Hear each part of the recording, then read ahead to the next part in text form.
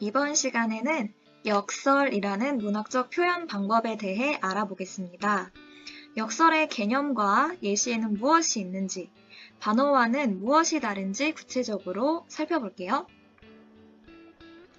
우선 역설은 표현 그 자체는 앞뒤가 안 맞지만 그 속에 중요한 의미를 담아내는 방법입니다. 여기서 모순이라는 것은 상식적인 측면에서 어휘 그 자체의 측면에서 말이 되지 않는다는 뜻이에요. 남자친구와 함께 따뜻한 첫눈을 맞았다 라는 문장 역시 역설이 되는 거죠. 왜 그럴까요? 상식적으로 첫눈을 맞는 게 따뜻할 수가 없잖아요. 따뜻하다는 어휘와 눈이라는 어휘는 서로 충돌하잖아요.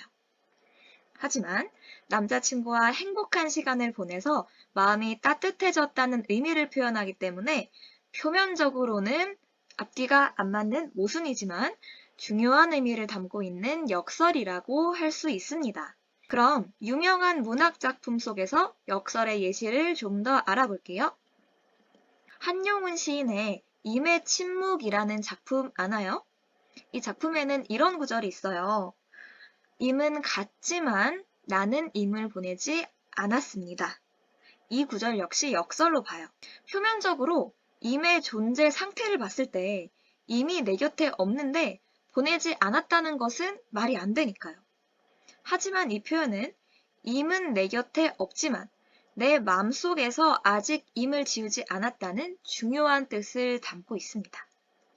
다음 작품은 유치환 시인의 깃발이라는 시인데요.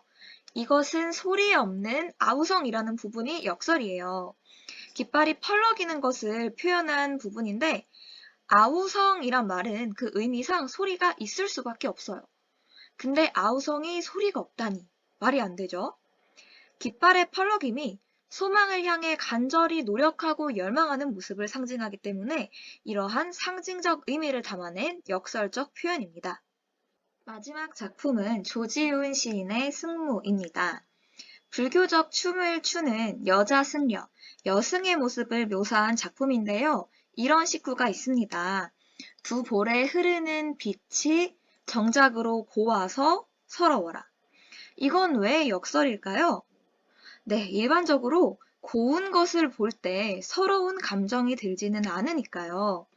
곱다와 서럽다라는 표현이 서로 어울리지 않기 때문에 표면적으로 모순인 역설입니다. 그럼 이 안에 담긴 의미는 무엇일까요? 젊고 아름다운 여승의 눈물을 본 화자가 그녀가 품고 있을 슬픈 사연에 안타까움을 느끼기에 그런 자신의 심정을 담아내기 위해서 고와서 서럽다라는 표현을 쓴 거지요. 여러분 그럼 이런 질문을 할 수 있을 것 같아요. 반어법도 상황에 어울리지 않게 반대로 말하는 거잖아요. 그럼 표면적 의미가 서로 모순되는 역설과는 무엇이 다른가요? 차이점은 이렇습니다. 역설은 겉으로 보이는 표현 자체가 논리적으로 말이 안 되는 거예요. 차디찬 불, 무거운 깃털처럼 대립되는 두 가지 이미지가 충돌하죠. 상황과 관련 없이 상식적으로 말이 안 되거나 함께 쓰인 두 단어가 어울리지 않는 형식인 것입니다. 하지만 반어는 표현 자체만 봤을 땐 이상이 없어요. 학교에 늦은 학생에게 말하는 너 참 일찍 온다 라는 말을 생각해 보세요. 참 일찍 온다 라는 말 자체가 이상한 것은 아닙니다. 그런데 상황을 생각을 해보면 늦은 학생에게 일찍 왔다고 하는 건 반대로 말하는 표현이 되는 거잖아요. 이렇게 말 그 자체에는 문제가 없지만 상황을 따져봤을 때 반대로 표현했다는 걸 알 수 있다면 반어가 되는 겁니다. 그럼 쌤이 항상 예시로 추가하는 노래 가사에서의 예를 살펴볼게요. 첫 번째 곡은 BTS의 ON입니다. 미치지 않으려면 미쳐야 해 라는 구절과 아름다운 감옥 두 부분이 역설이라고 볼 수 있어요. 두 번째 곡은 좀 오래된 노래인데 내 지친 시간들이 창에 오르면 그대 미워져. 너무 아픈 사랑은 사랑이 아니었음을 이라는 가사에 주목해 볼게요. 사랑하지만 자신에게 큰 아픔을 주고 떠나버린 여인으로 인해 너무너무 힘들어하면서 이렇게 아프고 힘든 사랑은 사랑이 아니라고 표현하는 역설적인 가사입니다. 자, 그럼 이제 우리가 배울 단원의 제목인 나의 모국어는 침묵에 대해서 생각해 볼까요? 왜 역설일까요?